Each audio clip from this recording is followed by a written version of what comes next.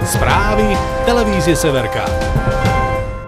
Žilinskí kriminalisti spolu s rajeckými policajtami odhalili podozrivých z krádeže finančnej hotovosti. Obvinili 22-ročného Petra a 24-ročného Jozefa. Peniaze mali ukradnúť z pohostinstva v stredu 11.